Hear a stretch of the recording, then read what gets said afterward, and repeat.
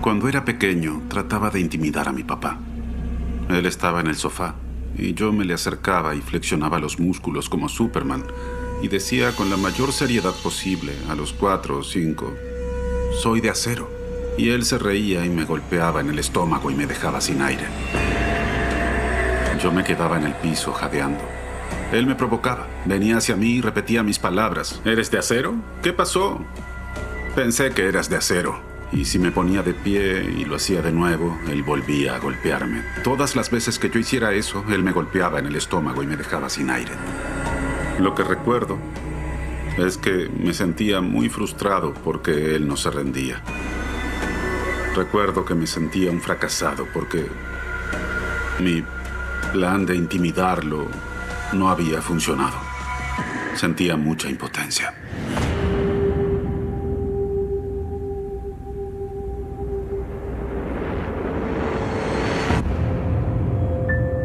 Los efectos de lo que viví en mi vida no iban a irse solos, así que me obligué a hacer todo lo necesario para llegar hasta acá y contar toda la historia. Yo era el único que conocía los secretos de mi papá. Las historias son horrendas. Lo que hizo fue monstruoso.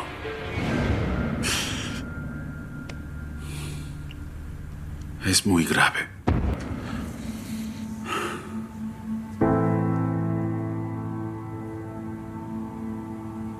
Esta fotografía me enoja. Moto en la sala de estar, una cabra encima y se creía muy recio. Pero la mayoría de las veces era un idiota. Cuando era pequeño, miraba esta fotografía y él me parecía muy intimidante.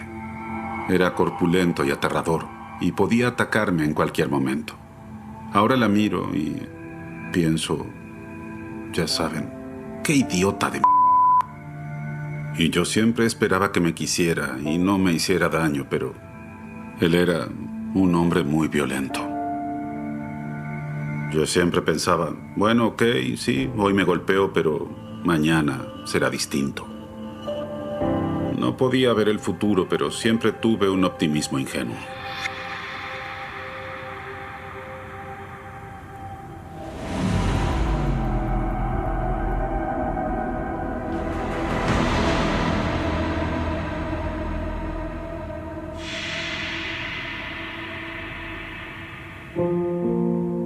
Nací en el condado de Humboldt, en los parques Redwood, en California, y vivía en 30 hectáreas de tierras agrícolas y madereras con mi mamá y mi papá. Me cuesta recordar bellos momentos con mi papá porque los momentos feos eran muy comunes y, ya saben, mucho más intensos, y uno de ellos fue cuando mi papá me metió en el horno. Recuerdo estar apretujado en el horno y que se abrió la puerta. No recuerdo cuándo me metieron en el horno, pero recuerdo muy bien estar dentro del horno, todo encogido y apretujado, y que se abrió la puerta, y que mi papá estaba ahí, y que mi mamá estaba detrás de él, mirando. Mi mamá sabía que no le convenía intervenir en lo que hacía mi papá. Sal. Recuerdo que me dejaron salir del horno. Para mi papá, los niños no debían hablar sin permiso. Y él estaba convencido de eso. Yo tenía que entender que nunca debía hablar sin que me hablaran antes. ¿Aprendiste la lección? Me dijo, la próxima vez que hables sin que te hablen, voy a encenderlo. No vuelvas a hacerlo. Y eso me quedó grabado. Estaba aterrado y creía que él me cocinaría en el horno. La frase de mi papá era, yo te di la vida y yo te la puedo quitar. Algo que me decía siempre, y él creía eso. Si no aprendes a comportarte, me desharé de ti de una vez por todas. Si decidía matarme porque yo desobedecía, era su derecho y nada se lo impediría. Él quería controlarme con el miedo. ¡Lárgate! Y yo me iba a llorar a mi habitación. Juraba que dejaría de ser tan malo. Pensé que el problema era yo. De pequeño, pensaba que iba a matarme. Creía que podía morirme.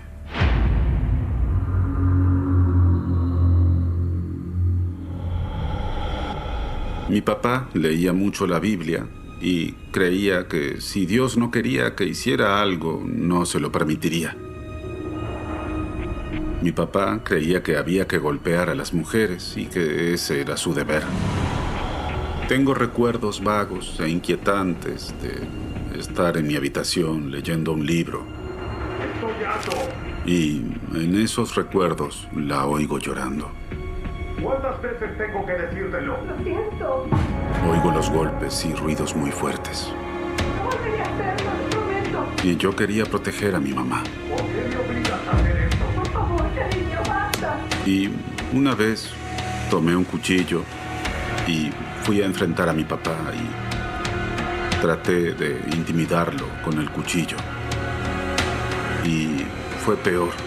Él se enfadó mucho y me arrebató el cuchillo y yo corrí. Me fui debajo de la mesa del comedor. Y mi papá me siguió y se metió debajo de la mesa conmigo. Y se le veía la furia en la cara. Y empezó a ordenarme a los gritos que abriera la boca. ¡Ábrela! ¡Ya! Me metió el cuchillo en la boca y me dijo que la cerrara. Me gritaba algo así como: si te veo con este cuchillo, te corto el cuello, te mato, c***. ¡Nadie va a amenazarme! ¿Oíste? ¿Entendiste? Y yo sentía la hoja contra la lengua. Y luego recuerdo que sentí mucho miedo. Cuando pienso en eso, la verdad, me produce un shock en el cuerpo el solo recordar cómo me sentía. Y supongo que él se detuvo. No sé qué pasó después, no lo sé, pero pues sí sé que siendo adulto no me gusta ver a los demás con cuchillos de cocina. Tengo un temor irracional. No sé si volví a enfrentarlo después de eso, al menos no por un largo tiempo. Fue muy real, ¿entienden?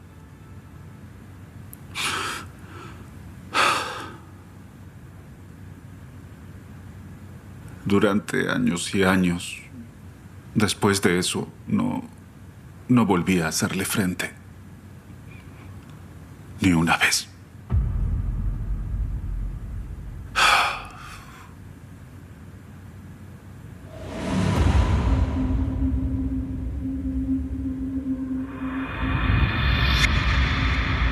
Yo veía a mi papá matar a mis mascotas cuando se enfadaba y aprendí a no encariñarme con nada.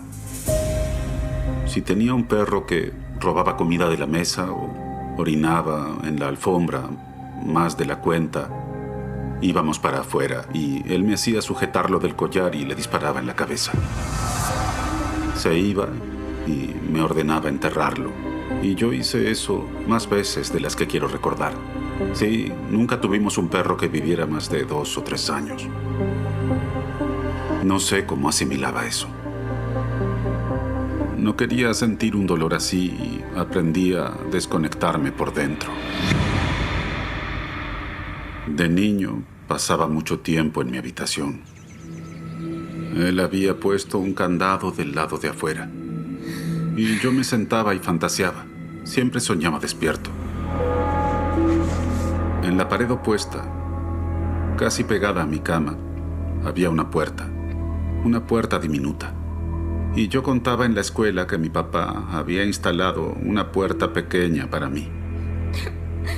Era un gran consuelo saber que tenía una puerta y que podía salir si quería. Yo creía que era verdad. pero hace unos 10 años estaba hablando con un amigo y contándole historias, y él me dijo: no entiendo por qué tu papá ponía un candado en la puerta de tu habitación y también colocó una puerta pequeña al exterior. ¿A dónde daba esa puerta? No pude responderle, no sabía qué había del otro lado de la puerta. Me di cuenta de que nunca hubo ninguna puerta. Había imaginado que esa puerta estaba ahí y que era mi manera de sobrellevar eso. Creo que me costaba mucho aceptar que estaba atrapado en esa casa con él y, pues, necesitaba algo, alguna clase de fantasía, algo en lo que creer, alguna salida. Eso fue gran parte de cómo sobreviví.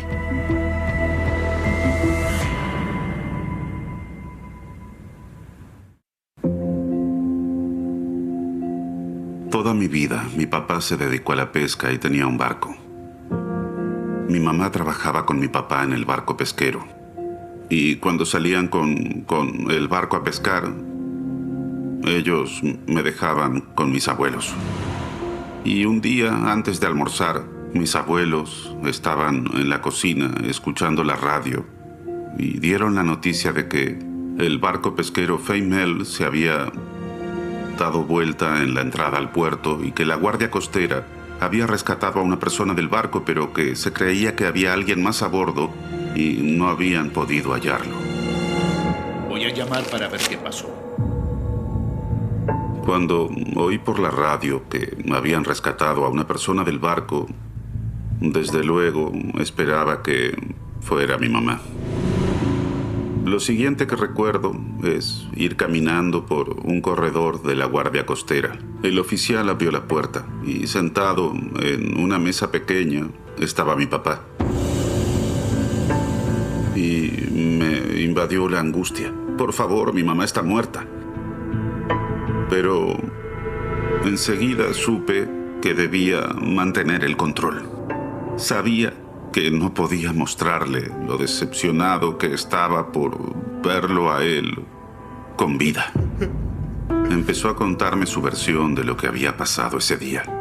La primera versión fue que mi mamá y él estaban navegando con el barco y que una ola enorme dio vuelta al barco y que en medio de la confusión mi mamá quedó atrapada y él cayó al agua.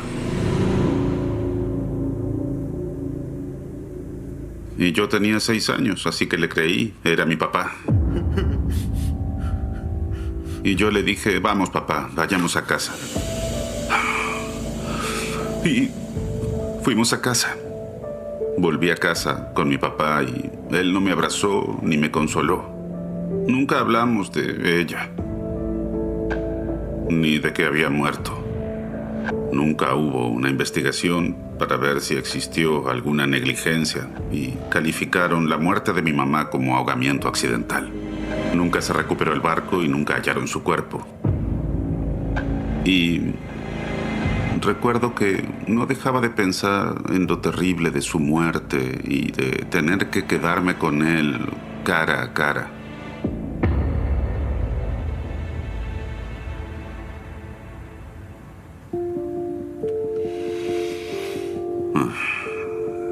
Continúa la búsqueda de la mujer desaparecida. Según un portavoz de la Guardia Costera, un buzo registró el 90% del barco y no halló a la mujer. La única sección que no se revisó fue la sala de máquinas y señaló que no era probable que estuviera ahí. 30 años después estaba mirando fotografías viejas y tenía los recortes del periódico. Uno de los artículos decía que la sala de máquinas estaba trabada. Leí eso y me pareció algo muy raro porque nadie traba la sala de máquinas. En ese momento le dije a mi abuela: me gustaría ir a la Guardia Costera mientras estoy en la ciudad, preguntarles si tienen algo más de información sobre lo que pasó. Y ella soltó lo que tenía en las manos y pareció inquietarse mucho y me dijo: Sammy, ¿piensas que él la mató y ahora vas a volver con el tema y generar disgustos y problemas? Yo no dije que creía que la había matado él. Me di cuenta, cuando ella dijo eso, de que ella pensaba eso y de que todo ese tiempo había repetido la versión del accidente. Ese día supe que me habían mentido.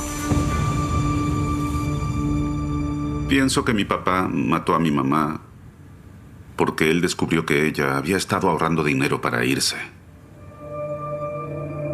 Y él no quería que se fuera y quería ese dinero.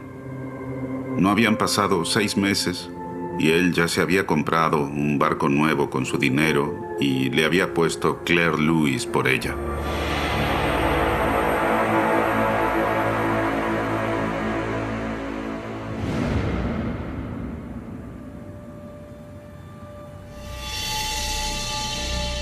Cuando yo tenía unos 10 años, mi papá se casó con su novia. Se llamaba Nina. Me caía bien. Eran felices juntos, pero a menos de un mes de casarse, las cosas empezaron a andar mal. Un día, él le había dado una paliza y Nina debe haberlo reportado a la policía porque vinieron a buscar a mi papá en la mitad de la noche y lo arrestaron. Mis abuelos me llevaban a ver a mi papá a prisión. La mayor parte del tiempo, él me hablaba por el teléfono y lo único de lo que quería hablar era de la versión que yo tenía que repetir. Su versión era que él iba andando tranquilo y que ella se volvió loca y se enfadó y tomó el volante y quiso estrellar la camioneta y matarnos y que él, como un héroe, tal vez la golpeó 1 o 2 veces para salvarnos y que ella estaba exagerando. ¿Qué vas a decir? Él me programaba y me hacía memorizar eso y repetírselo. Él pretendía que declarara a su favor que todo había sido culpa de Nina y que él era la víctima inocente.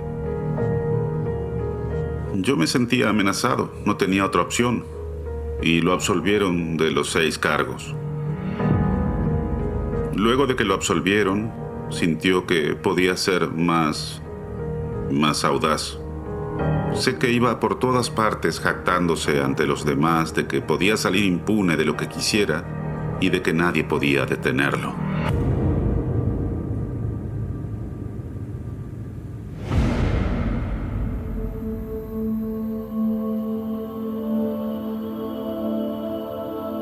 Mi papá a menudo me decía cosas que no tenía que escuchar.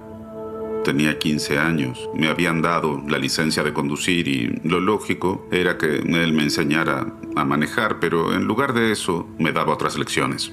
Pasé buenos momentos acá. Pronto tú dirás lo mismo. Parte de su idea de ser padre o de enseñarme a ser hombre era contarme muchas historias de mujeres a las que había violado. Las hacía subir a su auto y luego las dominaba. Él no lo llamaba así porque lo que me decía era, mira, las mujeres quieren que hagas eso y ya sabes, puede que digan que no, pero tú no puedes ser cobarde, tienes que forzarlas, ¿sabes? Dame tu brazo. Y me mostró cómo hacerlo. Me dijo, supongamos que estás sentado acá y saliste conmigo. Me hizo poner el brazo detrás de él y me dijo, ¿ves? Estoy apoyado sobre ese brazo y casi no pueden moverlo, así que si estás besándote con una joven y llegas hasta ahí, no tienes que parar. Le pasas el brazo por detrás, le tomas el brazo con la mano y ya tiene los 2 brazos atrapados. Trata de moverte. Y tú tienes la otra mano para desabrocharle los pantalones y hacer lo que tú quieras. Y ya sabes, enseguida les gusta, así que así es como se hace. Todas lo quieren. Así que dáselo. ¿Sí? A mí no me interesaba aprender a hacer eso, pero él quería verme entusiasmado por violar mujeres para saber que no era gay. Es que no creo que quiera hacerlo así. Y enloqueció. Se puso furioso. Pensaba hacerme hombre a golpes. Me dijo, Sammy, nunca vas a tener una mujer que te quiera, porque no tienes agallas para golpearlas y hay que golpear a las mujeres para que aprendan. ¿Vas a dejar que te pisoteen? ¿Eh? Y eres muy cobarde para hacerlo. No recuerdo cómo terminó todo eso, pero me golpeó mucho ese día. Yo fantaseaba con escaparme, pero no sabía cómo tomar mis propias decisiones, así que el mundo me asustaba y nunca tuve el valor para irme.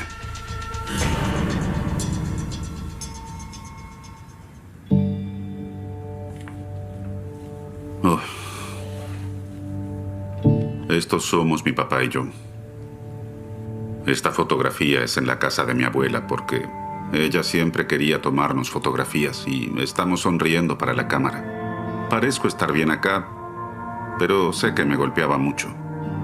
Tenía el labio inflamado o una hemorragia nasal o un ojo morado todas las semanas. Me golpeaba todos los días y eso pasaba hacía años en ese momento, pero yo tenía mucho miedo. Sentía que si yo lo desafiaba o trataba de huir de él, él se enfadaría más y... Ya saben, yo no creía que pudiera... No creía poder escapar de él.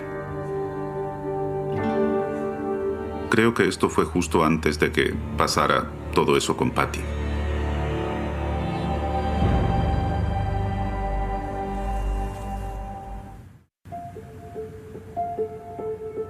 Mi papá pasaba mucho tiempo en el bar cuando yo era adolescente y Patty era una de las mujeres que frecuentaban el lugar y él la traía a casa para pasar una o varias noches con ella.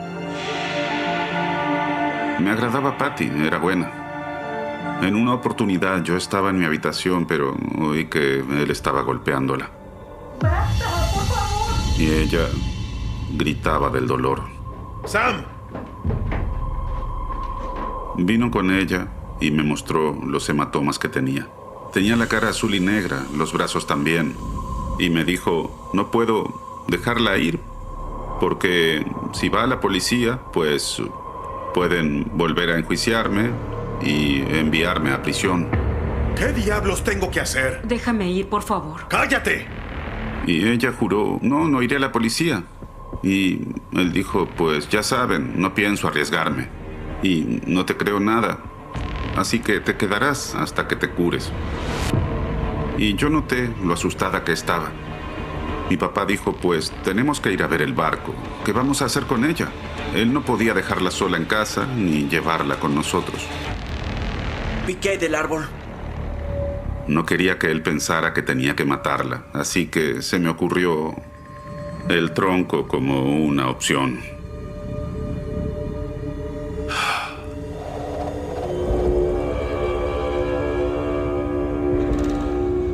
Había un tronco viejo detrás de mi casa. Un enorme tronco de secuoya de unos 2 metros de ancho en la parte de arriba con el centro hueco. Y yo me metí adentro y llené un recipiente con agua para que ella tuviera algo de beber. Y él me dejó llenar una bolsa con comida para perros para que ella tuviera algo de comer. Y dejé todo eso allá adentro con 1 o 2 mantas. No me pareció algo grave. Estarás bien. Pero me di cuenta de que Patty estaba aterrada. Ella no quería quedarse ahí dentro.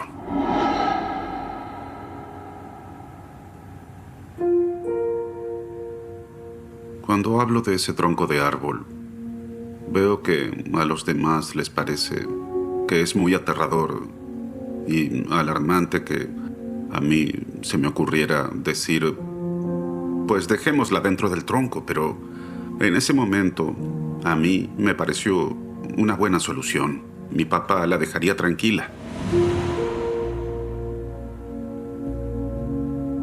En ese momento, si yo hubiera podido evitar pasar el día con mi papá y quedarme solo dentro de un tronco de árbol, me hubiera sentido dichoso, así que la convencí, diciéndole baja por la escalera y estarás a salvo ahí. Ella me hizo caso y nos fuimos al centro. Volvimos unas 6 u 8 horas después y volvimos a meter la escalera ahí para que pudiera salir. Hicimos eso durante un mes, casi todos los días. La metíamos en el tronco, sacábamos la escalera y al final del día la dejábamos salir. Y ella entraba en la casa, preparaba la cena, lavaba los platos y él se la llevaba a la habitación y tenían relaciones y al otro día la llevábamos al tronco hasta el día en que ella trató de escapar.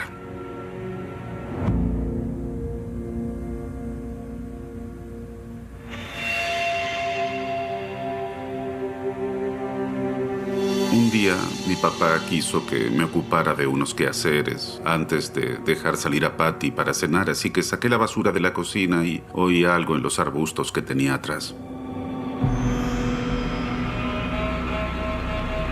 Y era Patty, con la cara y las manos llenas de tierra.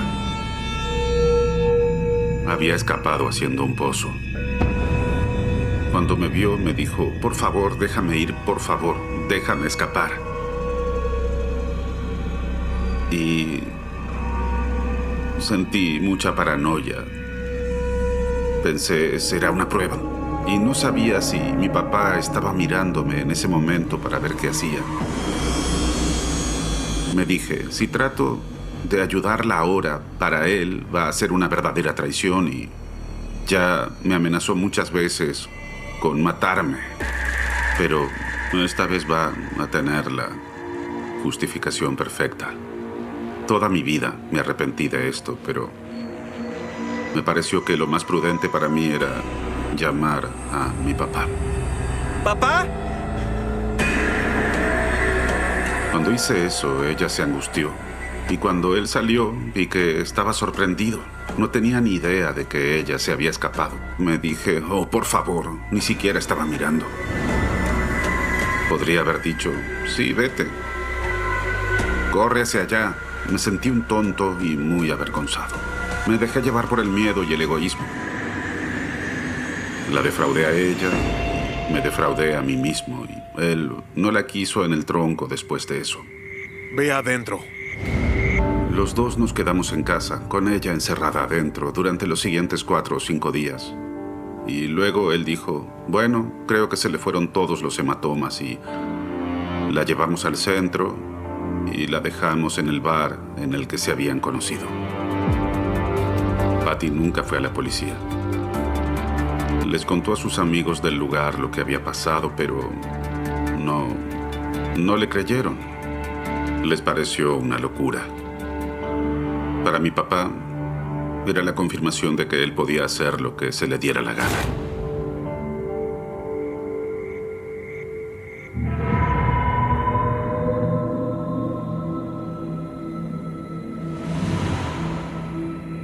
Yo tenía 16 años y mi papá conoció a Sandy. Ella me caía bien, era muy dulce. Parecían estar muy bien juntos durante el primer mes. No te creo. ¡No, de veras! Y de repente todo cambió y él desconfiaba de ella y empezó a golpearla. ¡No es así! ¡Estás ¡No es mintiéndome! así, no! A lo largo de más o menos un mes siguieron las golpizas y ella estaba llena de hematomas. Y él me decía, mira estos hematomas, no puedo dejarla ir. Yo no quería que ella tuviera que vivir lo mismo que Patty. No sabía qué hacer, pero me decía, tengo que hacer algo. Tengo que frenar esto, pero no sabía a quién contárselo y 1 o 2 días después ya estaba muerta.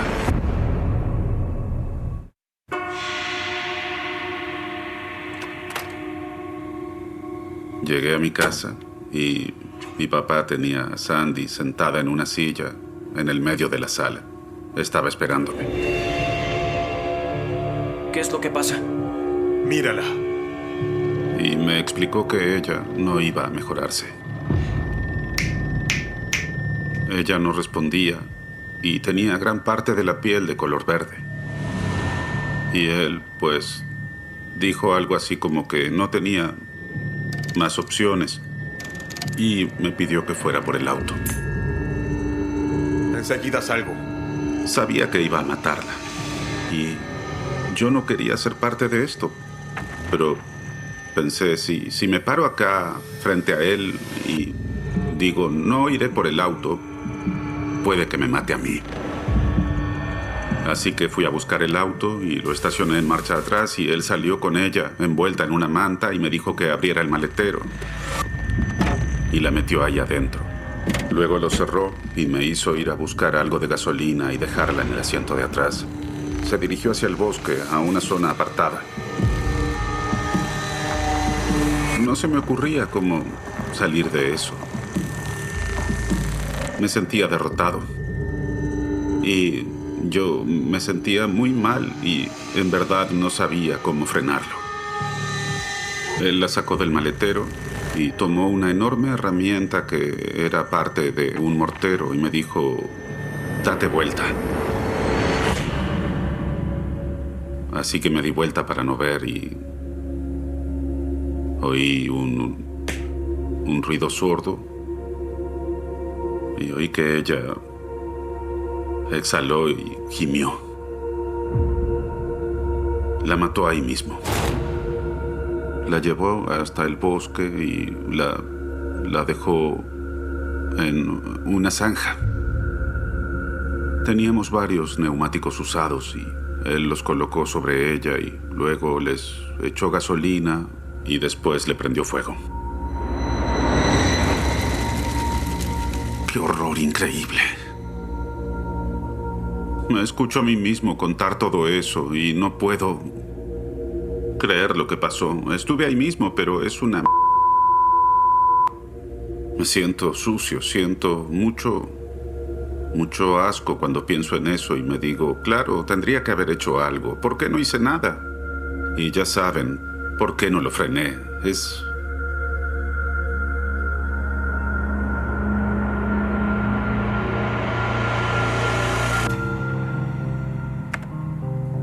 Volvimos unas horas después y él me hizo meterme en la zanja para fijarme. Removí las cenizas y los restos y descubrí parte del cráneo, pero ya estaba calcinado y no quedaba casi nada. Me escucho a mí mismo y parezco muy desconectado en lo emocional de todo lo que pasó. Parece algo increíble estar describiendo un hecho tan horrible. ¿Llegó a ver el cuerpo prendiéndose fuego junto con los neumáticos? Sí, yo le prendí fuego. Ok. Él me hizo echar la gasolina y luego prenderle fuego. Vaya. Ahora no recuerdo eso. Supongo que lo habré recordado con más detalle allí, pero justo al final digo, le prendí fuego y pues no recuerdo bien cómo pasó eso.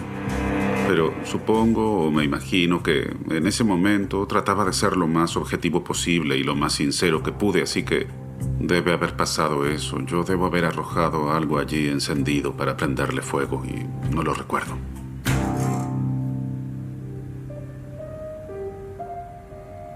Yo estaba parado ahí en el bosque, en un estado de conmoción, y él se dio vuelta y me miró y me dijo, bueno, es imposible que guardes este secreto. Y me clavó la mirada.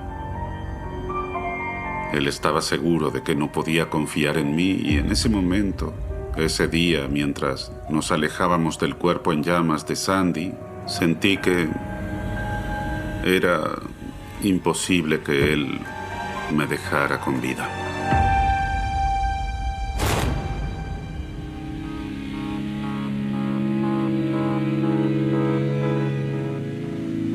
Siempre tuve miedo de que mi papá me matara, pero ya lo había, visto matar a alguien. Ahora era distinto. Ya no podía dormir en mi habitación. Me hacía dormir en el sofá de la sala de estar. Y una de las primeras noches me desperté en plena madrugada y él tenía la luz encendida. Papá. Estaba vestido y tenía las botas puestas y el rifle sobre las piernas. Y me dijo, vuelve a acostarte. Aún no decidí qué hacer contigo. Me costó volver a dormirme. Me enfoqué en tratar de convencerlo de que nunca se lo contaría a nadie. En los meses siguientes tenía mucho miedo todos los días. Estaba a merced de él. Él iba a decidir si me mataba o no y yo sentía que no había nada que pudiera hacer al respecto.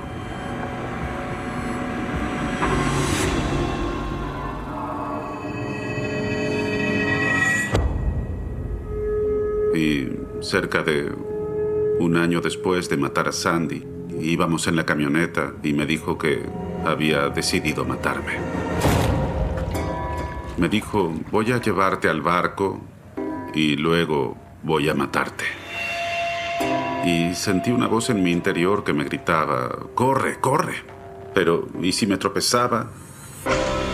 Por eso me dio miedo correr y obedecí y fui con él. Y sentía cada vez más náuseas al acercarme al barco.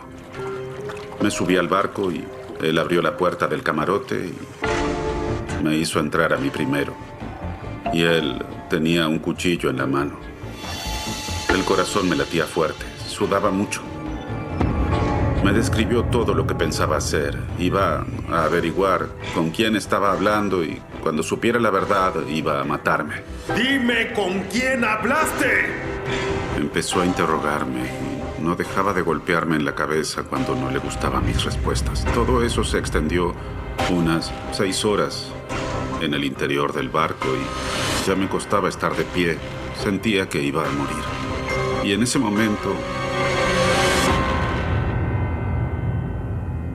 decidí que si iba a morir, iba a ser valiente. Así que lo miré a los ojos y le dije, papá, soy la única persona que está contigo todo el tiempo y hago todo lo que dices y te obedezco y si no crees que puedes confiar en mí, puedes matarme ya mismo si quieres, pero no responderé más preguntas. Me harté. Me aterró decir eso, pero le clavé la mirada cuando lo dije y sucedió algo muy raro. Vi que toda esa rabia y esa ferocidad se le borraron de la cara. Bajó la mirada y dejó el cuchillo. Ni siquiera me miraba. Me dijo, ve para arriba, anda, volvamos a la camioneta. Ve para afuera. Él dependía de que sus víctimas sintieran temor y, pues, impotencia. Se valía de eso. Ese fue un gran punto de inflexión en nuestra relación. Empecé a ver todo de otro modo y ver que tenía cierto poder. Fuimos hasta la camioneta y me llevó a casa en silencio.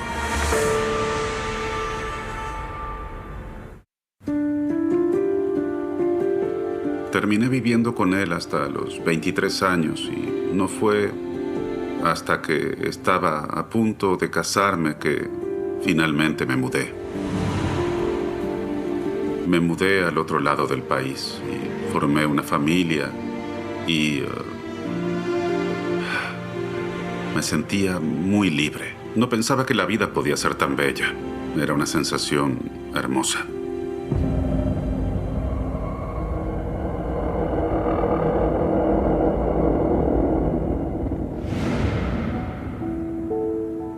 Nunca hablé de Sandy. Nunca jamás me permitía pensar en ella o en lo ocurrido. Lo había bloqueado.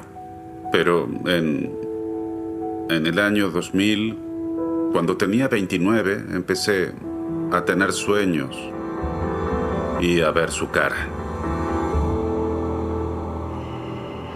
Iba caminando por mi casa y me parecía verla sentada en una silla en la sala de estar. Y tenía que volver a mirar y a veces hasta me daba miedo fijarme. Mi corazón se detenía. Tenía que obligarme a retroceder y volver a mirar. Y desde luego me fijaba y no había nadie en la sala de estar, pero yo sabía a quién veía. Me preguntaba si era su fantasma. No se me ocurría pensar que tenía que enfrentar eso, tenía que contar la historia, pero igual me tomó 10 años hablar.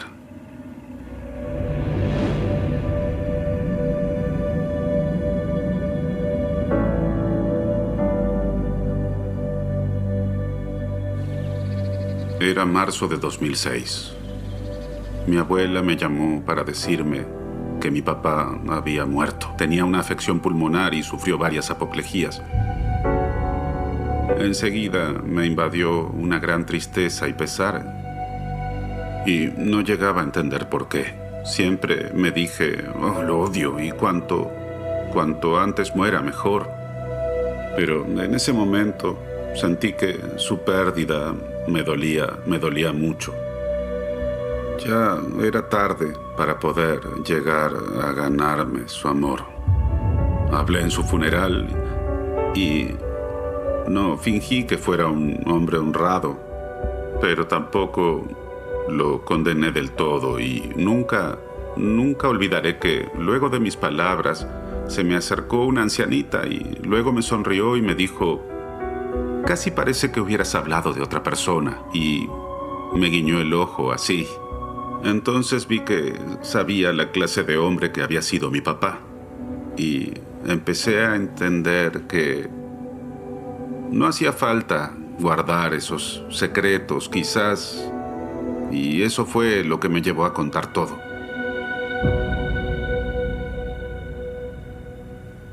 ¿Hace cuánto que conocía a la tal Sandy Turpin? Diría que un par de meses.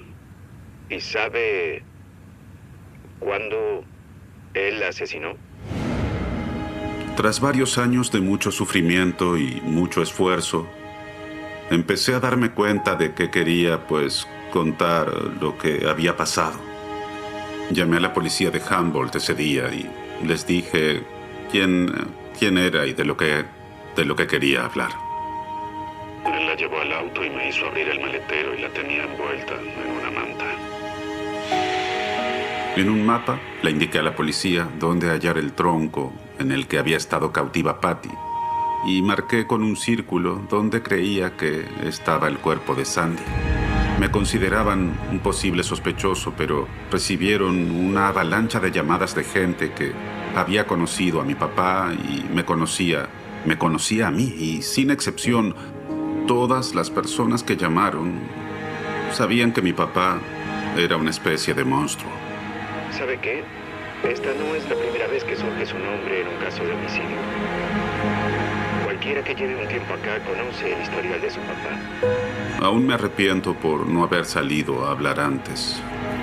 Mi papá falleció antes de que pudieran juzgarlo. Pero poco después de presentarme, en 2009, tuve un sueño.